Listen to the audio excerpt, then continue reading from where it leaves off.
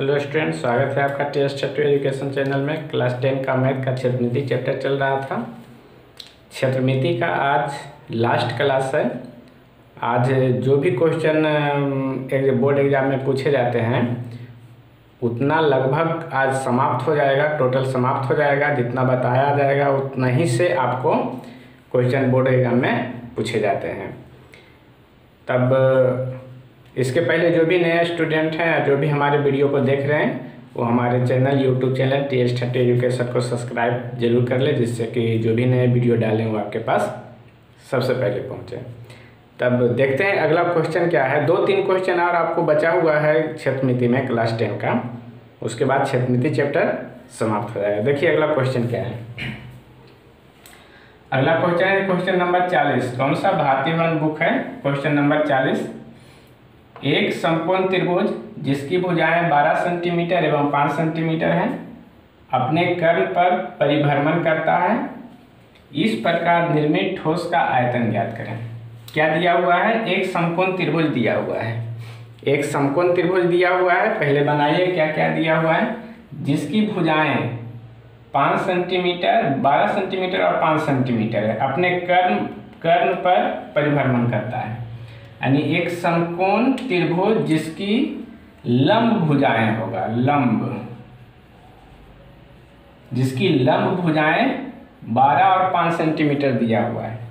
इसी टाइप का क्वेश्चन आपको उदाहरण नंबर 10 में मिलेगा। यानी उदाहरण नंबर 10 और क्वेश्चन नंबर 40 दोनों एक ही क्वेश्चन है। अंतर क्या होगा? तो सिर्फ डायमेंशन अलग होगा। ये जो हमको भुजा दिया हुआ है, ये भुजा का डायमेंशन अलग है। इसमें 12 और 5 है तो उसमें कुछ और रहेगा, बाकी क्वेश्चन सेम है। क्या दिया हुआ है? एक समकोण त्रिभुज जिसकी भुजाएं लंब भुजाएं 12 और 5 सेंटीमीटर है। देखिए बनाइए त्रिभुज। समकोण त्रिभुज है तो ये समकोण हो जाएगा। ठीक है, कितना है? 1 12। ये अगर 12 है तो ये 5, और ये अगर 5 है तभी 12। ठीक है, अपने कर्ण पर परिभ्रमण करता है। सबसे पहला नंबर कर्ण ई हो गया आपका। ये कर्ण पहले निकाल लीजिए। कर्ण कितना आएगा? तो कर्ण बराबर अंडर रूट लंब स्क्वायर प्लस आधार स्क्वायर। हमको सॉल्यूशन में क्या क्या दिया हुआ है? सॉल्यूशन में कर्ण दोनों लंब भुजाएं, ये दोनों दिया हुआ है। लंब भुजाएं, इसको अगर नाम देते हैं ए बी सी, त्रिभुज का नाम हम दे देते हैं ए बी सी, या फिर जो दीजिए। तो इसमें सबसे पहला नंबर हम क्या करेंगे? कर्ण निकाल लेंगे। कर्ण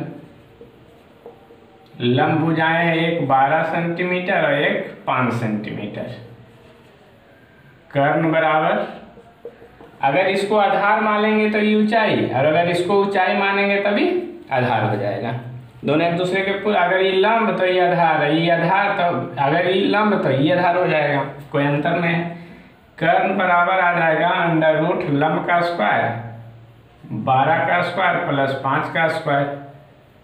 12 का बराबर है 144 प्लस 5 25 अंडर रूट 169 बराबर 13 सेंटीमीटर। यानी कितना हो जाएगा? 13 सेंटीमीटर। अब क्या कहता है कि अपने कर्ण पर परिभ्रमण करता है। अपने कर्ण पर परिभ्रमण का मतलब क्या हुआ? अपने कर्ण के चारों तरफ घूमता है। अपने कर्ण के चारों तरफ घूमता है। ठीक है, कर्ण के चारों तरफ मान लिया जाए, देखिए ये त्रिभुज है, ये लंब और ये आधार हो गया। कर्ण के चारों तरफ घूमता है। कर्ण के चारों तरफ घूमेगा, इसका मतलब क्या? ये ऐसे हो जाएगा। देखिए आप कितने चारों तरफ ऐसा घूम जाएगा। चारों तरफ देख लीजिए, ये चारों तरफ ऐसा घूम जाएगा, ये चारों तरफ ऐसा घूम जाएगा। तो देखिए, तो ये जो लंब है 12, ये कहाँ चला जाएगा? इधर आएगा। ये लंब जो है 12, ये किधर आएगा? तो इधर आएगा। देखिए यही था, ये लंब किधर जा रहा है? ऊपर जा रहा है, ये 12 आएगा। और आधार जो था ये देखिए किधर जा रहा है? तो इधर आ रहा है, इधर आएगा। और देखिए कर्ण फिक्स है। कर्ण यहाँ पर, तो यहीं पर कर्ण फिक्स है। कर्ण यही रहेगा और लंब और आधार जो है परिभ्रमण करेगा इस प्रकार से। तब ये हो जाएगा 12 और ये हो जाएगा 5। कर्ण पर क्या किया, परिभ्रमण किया। ठीक है, ये हमारा फिगर होगा। कर्ण पर परिभ्रमण करता है, इस प्रकार निर्मित ठोस का आयतन ज्ञात करें। कर्ण पर घूमेगा तो ये देखिए जो कर्ण है, कर्ण को हम व्यास मानकर अगर यहाँ पर एक हम वृत्त खींचेंगे, कर्ण को व्यास मानकर हम एक वृत्त खींचते हैं, तब क्या बनता है, एक शंकु बनता है। हमको 2 शंकु, 2 क्या प्राप्त होता है, यहाँ से ऊपर इधर एक शंकु और यहाँ से नीचे एक दूसरा शंकु। देखिए एसी है, हम अब देखिए इस फिगर को एक और दूसरा ढंग से बनाते हैं। एसी कर्ण है, एसी क्या है, कर्ण। हम देखिए यहाँ पर एसी खींचते हैं पहले, एसी कर्ण कितना है 13 सेंटीमीटर। ये हल करके कितना आया 13 सेंटीमीटर। एसी कर्ण हम खींचते हैं। उसके बाद क्या होगा, द्विभुजा लंब और आधार होगा। ये मानते हैं 12 और तब ये हो जाएगा 5, ये 12 तब ये कितना हो जाएगा 5। यहाँ पर समकोण त्रिभुज, त्रिभुज कैसा है, समकोण। ठीक है, ये भी कर्ण पर परिभ्रमण कर रहा है। ये देखिए लंब कर्ण था, ये से ये हो जाएगा कर्ण। कर्ण को हम इस तरह से बना रहे, कर्ण पर परिभ्रमण कर रहा है। देखिए इस तरह से, ये 12 सेंटीमीटर था, ये 12 सेंटीमीटर इधर आ रहा है। ये कर्ण पर क्या करता है, परिभ्रमण करता है। ये 12 किधर आएगा, आपका इधर आएगा। ये 5 कहाँ रहेगा, तब जहाँ है वहीं पर फिक्स रहेगा।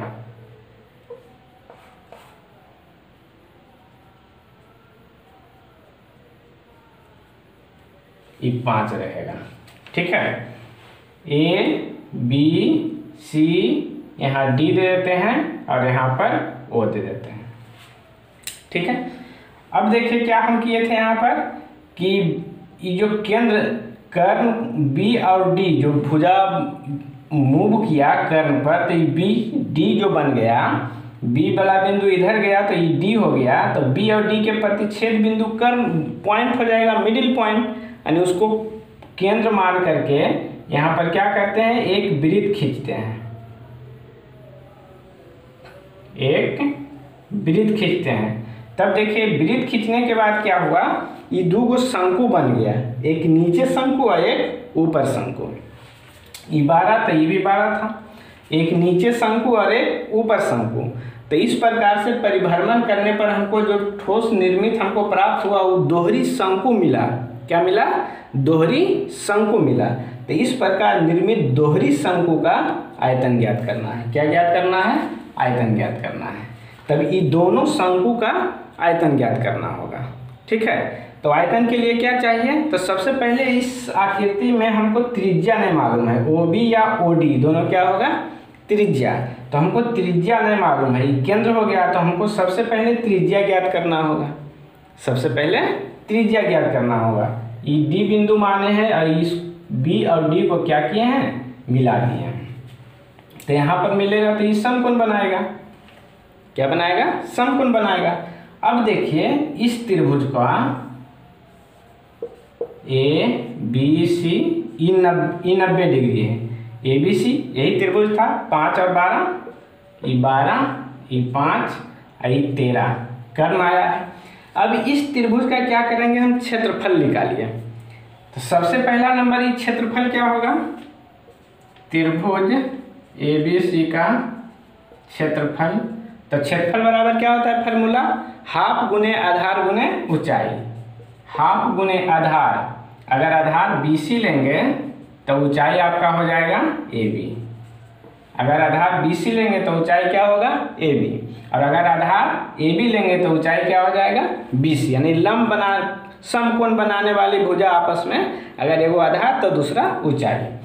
अब देखिए ई जो हुआ, ई वाला भुजा इधर D आया, इधर मिला, तो ई वाला जो हम OB और O से D तक हम मिलाए हैं, ये पूरा ये जो O हुआ, तो ई भी तो लंब हुआ, यहाँ पर लंब पड़ेगा।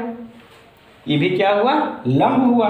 तो अगर हम AC को आधार मानते हैं तो OB क्या हो जाएगा, लंब हो जाएगा।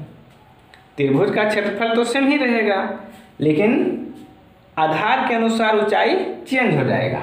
अगर AC को हम आधार मानते हैं तो OB क्या हो जाएगा, ऊंचाई हो जाएगा। तब इसी को हम यहाँ पर लिखते हैं हाफ गुने आधार गुने ऊंचाई क्या हो जाएगा, OB। अगर AC को आधार लिए हैं तो ऊंचाई क्या हो जाएगा, OB बराबर इधर से हम रह जाएगा हाफ गुने आधार। BC का मान हमको मालूम है 5, AB का मान मालूम है, AB का मान मालूम है कितना, 12। ठीक है।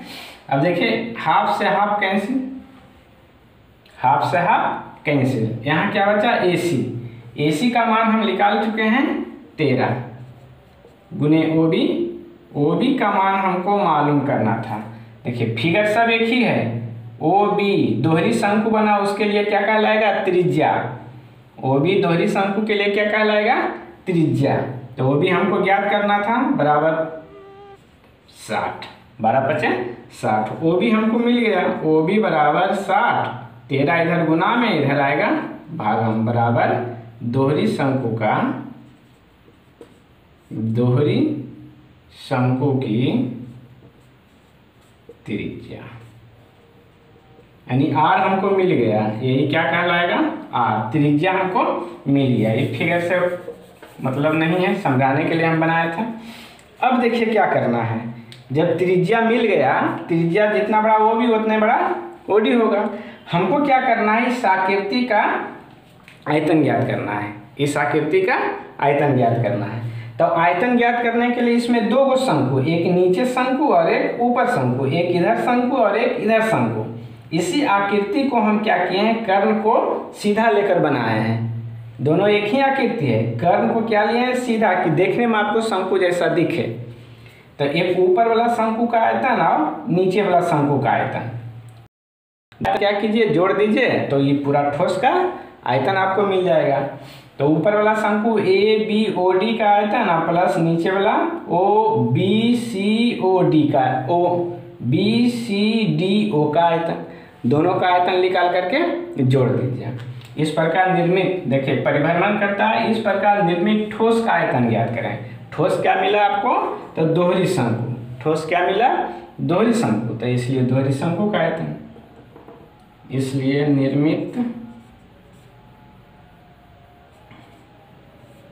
निर्मित ठोस या दोहरी शंकु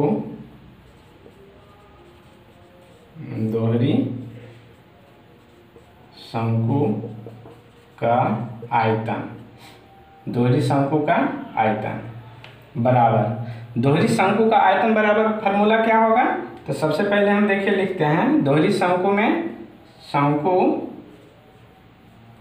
ABOD का आयतन और प्लस शंकु BCDO का आयतन, दोनों का आयतन क्या करेंगे, निकाल करके जोड़ देंगे। अगर मन है तो अलग अलग निकालिए, नहीं तो फिर एक ही में। ऊंचाई देखिए नहीं मालूम है, ना तो इसका ऊंचाई मालूम है, ना तो इसका ऊंचाई मालूम है, लेकिन पूरा AC हमको मालूम है, AC हमको मालूम है। A से C क्या था, AC कर्ण कितना आया था, 13, ये पूरा मालूम है। तो अगर दोनों का ऊंचाई जोड़ेंगे तो हमको मिल जाएगा। तो यहाँ दोनों का आयतन का फार्मूला लगा दीजिए। शंकु का आयतन 1/3 पाई r² H1 प्लस 1/3 पाई r² H2। फार्मूला तो यही होगा, त्रिज्या दोनों का सेम, जितना बड़ा OB इसके लिए भी और OB नीचे के लिए भी, दोनों का त्रिज्या तो सेम है, बराबर 1/3 पाई दोनों जगह कॉमन, 1/3 पाई कॉमन, r² भी दोनों जगह है तो r² भी कॉमन। यहाँ क्या बच गया, H1 प्लस H2 बराबर 1/3 पाई, R का मान पुट कर दीजिए। R कितना आया था, 60/13, 60/13 का स्क्वायर और गुने H1 और H2 क्या है, देखिए H1 ऊपर वाला के लिए, तो ऊपर वाला शंकु के लिए त्रिज्या क्या है, OA प्लस H2 क्या है, नीचे वाला शंकु के लिए, तो नीचे वाला शंकु। अब नीचे ऊपर कैसे करेंगे, यहाँ देखिए शंकु BCDO, BCDO के लिए ऊंचाई ABOD के लिए ऊंचाई OA, तो OA प्लस OC। ठीक है, यहाँ देखिए बनाते हैं। अब देखिए equal to 1/3 pi into 60 into 60 अब बटे 13 इंटू 13। ठीक है, अब OA प्लस OC देखिए तो OA प्लस OC दोनों जोड़ेंगे तो क्या मिलेगा, ये पूरा AC इंटू AC। 1/3 पाई यहाँ देखिए कटेगा, 20 दिया 60 काट दीजिए, क्या बचेगा 6 दूना 12, 12 पर 2 0 पाई बटे 13 इंटू 13 गुने AC का मान देखें तो A से C क्या है, कर्ण का मान 13, कर्ण हम निकाल चुके हैं कितना 13, तो AC का मान 13 से एक 13 कटेगा, 1200 पाई 1200 बटे 13 पाई सेंटीमीटर। क्या निकाले हैं, आयतन। क्या निकाले हैं हम, आयतन तो सेंटीमीटर क्यू आंसर। यहाँ देखिए इसका आंसर जो है पाई के रूप में दिया हुआ है, पाई का मान पुट नहीं करना है, तो पाई के रूप में रहने देंगे। आप नए हैं, अगर पॉइंट में रहेगा तो इस पाई का मान 22/7 दे करके इसको हल कर लीजिए। तो इस टाइप का क्वेश्चन और भी आपके बुक में दिया हुआ है, तो इसी प्रकार से बनेगा। अगर क्षेत्रफल निकालने के लिए कहेगा तो ये दोनों का क्षेत्रफल निकाल लीजिएगा, आयतन कहेगा तो आयतन निकाल लेंगे। ठीक है, तो क्षेत्रफल कौन सा निकलेगा, वक्र, इसका भी वक्र और इसका भी वक्र, दोनों का वक्र निकाल करके जोड़ देंगे। तो यही समझने के लिए हम 2 फिगर बनाए हैं। यहाँ पर शंकु सही से नहीं दिख रहा था, यहाँ से हमको सही से दिखने लगा। तो इस टाइप का और भी क्वेश्चन होगा, उसको बनाइए। और अगला क्वेश्चन देखते हैं क्या है।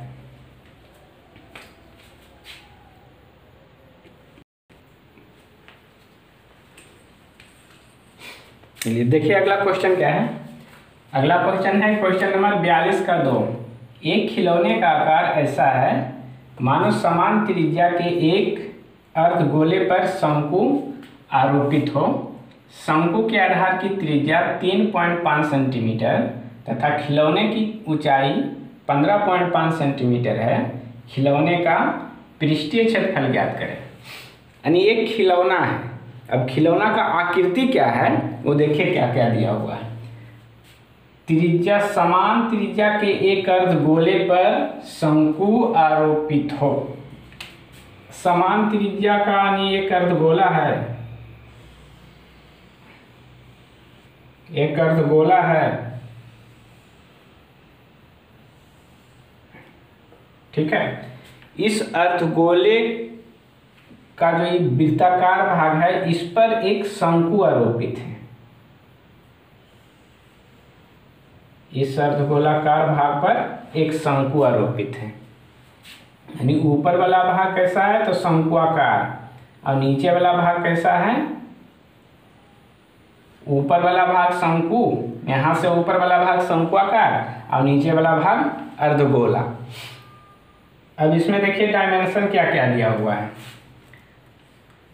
शंकु के आधार की त्रिज्या 3.5 सेंटीमीटर। अब देखिए समान त्रिज्या के एक अर्धगोले पर शंकु आरोपित है, यानी दोनों का त्रिज्या कितना हो जाएगा, दोनों का आधार तो एक ही है तो त्रिज्या दोनों का 3.5। सॉल्यूशन, त्रिज्या r बराबर किसका, अर्धगोला और शंकु दोनों का कितना 3.5 सेंटीमीटर। अगर इसको पॉइंट तोड़ेंगे तो 7/2 सेंटीमीटर। ठीक है, तथा खिलौने की कुल ऊंचाई 15.5। ये टोटल ऊंचाई हमको दिया हुआ है, ये टोटल ऊंचाई हमको दिया हुआ है 15.5 सेंटीमीटर, 15.5 सेंटीमीटर। अब देखिए अर्धगोला का जितना बड़ा त्रिज्या होता है उतना ही बड़ा ऊंचाई होता है नीचे वाला भाग में। तो अगर ई 3.5 है तो ई भी 3.5 ही होगा। अब देखिए यहाँ से नीचे वाला भाग कितना हमको मिल गया 3.5। हमको क्या निकालना है तो शंकु का ऊंचाई कितना होगा। तब टोटल 12.5, 12 पॉइंट में 3.5 घटेगा, कितना बचेगा? तो 12 बचेगा। ये हमको मिल गया 12 सेंटीमीटर। शंकु की ऊंचाई, शंकु की ऊंचाई h बराबर कितना? तो 15.5 माइनस 3.5 बराबर 12 सेंटीमीटर। 12 सेंटीमीटर त्रिज्या शंकु का हो गया, ऊंचाई हमको मिल गया 12 सेंटीमीटर। क्या निकालना है? खिलौने का पृष्ठीय क्षेत्रफल। क्या ज्ञात करना है? खिलौने का पृष्ठीय क्षेत्रफल। ये बहुत इंपॉर्टेंट क्वेश्चन है, ये बहुत ही इंपॉर्टेंट क्वेश्चन है, बहुत ही इंपॉर्टेंट। बहुत क्वेश्चन ही पूछे जाते हैं एग्जाम में, बहुत इंपॉर्टेंट क्वेश्चन है। चलिए देखें, पृष्ठीय क्षेत्रफल ज्ञात करना है, पृष्ठीय क्षेत्रफल। तो क्षेत्रफल निकालने के लिए हमको क्या करना है? तो इस शंकु का भी वक्र और अर्धगोला का भी वक्र निकाल करके क्या करेंगे? जोड़ देंगे। पृष्ठीय क्षेत्रफल का मतलब हो गया शंकु का भी वक्र और अर्धगोला का भी वक्र, दोनों का वक्र निकाल करके क्या करेंगे? जोड़ देंगे। दोनों का वक्र निकाल करके जोड़ देना है, ठीक है। तो इस शंकु का वक्र का फॉर्मूला क्या होता है? पाई आर एल, पाई आर एल। अब देखिए एच हमको मालूम है, आर मालूम है, लेकिन एल मालूम है, ये तिर्यक ऊंचाई एल, एल कितना है जो मालूम नहीं है। सबसे पहला नंबर क्या करना पड़ेगा? तो एल निकालना पड़ेगा। सबसे पहले एल, एल बराबर formula under root R square plus H square. R का मान 3.5, 3.5 का स्क्वायर प्लस एच का मान 12 का स्क्वायर। 3.5 का वर्ग, 5 का वर्ग कीजिए, वर्ग करने पर आपको आ जाएगा 12.25 और प्लस 12 का 144। इसको जोड़िए, 4 2 6.25, 4 2 6 5, 156.25, 156.25 का वर्गमूल हो जाएगा 12.5 सेंटीमीटर। इसका वर्गमूल 12.5 आएगा। चलिए हमको एल मिल गया कितना? 12.5, टोटल डायमेंशन मिल गया। निकालना क्या है? पृष्ठीय क्षेत्रफल। देखिए खिलौने का पृष्ठीय क्षेत्रफल, तो खिलौना का पृष्ठीय क्षेत्रफल निकाल लीजिए। इसलिए खिलौने का पृष्ठीय क्षेत्रफल, क्षेत्रफल बराबर क्या होगा? तो शंकु का वक्र प्लस अर्धगोला का वक्र बराबर शंकु का वक्र क्षेत्रफल, वक्र पृष्ठीय क्षेत्रफल और प्लस अर्धगोला का वक्र क्षेत्रफल। दोनों का वक्र निकाल करके जोड़ दीजिए। शंकु का वक्र पाई आर एल, अर्धगोला का वक्र 2 पाई आर स्क्वायर। देखिए पाई और पाई दोनों में, पाई और पाई दोनों में है, तो पाई का मान पुट कर दीजिए 22/7 दे करके हल कर दीजिए, या फिर कॉमन लीजिए। बात एक ही है, दोनों का आर भी बराबर सेम है, कॉमन लीजिए या फिर मान पुट सेम मान पुट करके इसको हल कर दीजिए। चलिए देखिए इस क्वेश्चन में पाई रहने देते हैं, पाई का मान दे दीजिए 22/7 गुने आर। आर का मान देखें तो 3.5 या फिर 7/2, नीचे 7 है तो आर का मान यहाँ 7/2 दे सकते हैं।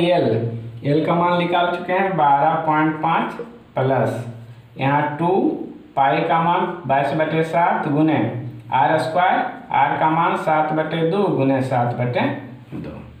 7 से 7 कैंसिल, यानी इसको हल कीजिए। तब यहाँ से यहाँ तक ही हल करने के बाद आपको आ जाएगा 137.5 और प्लस इसको हल करने के बाद आपको आ जाएगा 7 से 7 कैंसिल, 1 2 से 2 कैंसिल, ये 2 से 11 दूना 22 कैंसिल, यहाँ भी कटेगा 11 दूना 22, तब 11 7 77, ये दोनों को जोड़िए तो 214.5 सेंटीमीटर स्क्वायर आंसर। तो इस प्रकार का बहुत ही इम्पोर्टेंट क्वेश्चन है, बहुत एग्जाम में पूछे जाते हैं और बहुत ही हल्का है, सबसे पहले हम क्या करेंगे, जो फिगर बनाना इसमें ज़रूरी है, टोटल ऊंचाई दिया हुआ है, उससे अर्धगोला का त्रिज्या और शंकु का त्रिज्या दोनों सेम है, तो अर्धगोला का जितना त्रिज्या होता है उतना ही ऊंचाई होता है, तो इससे हमको शंकु का ऊंचाई मिल जाएगा। शंकु का ऊंचाई मिल जाएगा तो एल निकाल लीजिए, तिर्यक ऊंचाई, और इसका पृष्ठ से अगर आयतन निकालना रहेगा तो इसका आयतन और इसका आयतन, शंकु का आयतन प्लस अर्धगोला का आयतन, और यहाँ हमको निकालना क्या है, पृष्ठीय क्षेत्रफल, तो शंकु का वक्र और अर्धगोला का वक्र दोनों निकाल करके जोड़ दीजिए। ठीक है, तो इस प्रकार से क्षेत्रमिति चैप्टर आज समाप्त होता है। और इस टाइप का और भी क्वेश्चन आपको बुक में दिया हुआ होगा, उसको बनाइए किसी भी बुक से। कोई प्रॉब्लम हो तो हमारे कमेंट बॉक्स में कमेंट कीजिए। और क्षेत्रमिति का जितना भी उदाहरण हो, क्षेत्रमिति चैप्टर में जितना भी उदाहरण दिया हुआ हो, एग्जाम्पल दिया हुआ हो, उस सब बनाइए। एग्जाम्पल से बहुत सारे क्वेश्चन बोर्ड एग्जाम में पूछे जाते हैं, इसलिए एग्जाम्पल बहुत ही इम्पोर्टेंट है। एग्जाम्पल भी बनाइए और एक्सरसाइज में जो भी क्वेश्चन बचा हुआ है उसको भी बनाइए। और जो नहीं बने, जो समझ में नहीं आए, वो हमारे यूट्यूब चैनल TS30 एजुकेशन के कमेंट बॉक्स में कमेंट कीजिए, मैं उसे सोल्व करूँगा। ठीक है, अब अगला चैप्टर अगले दिन स्टार्ट करेंगे, तब तक के लिए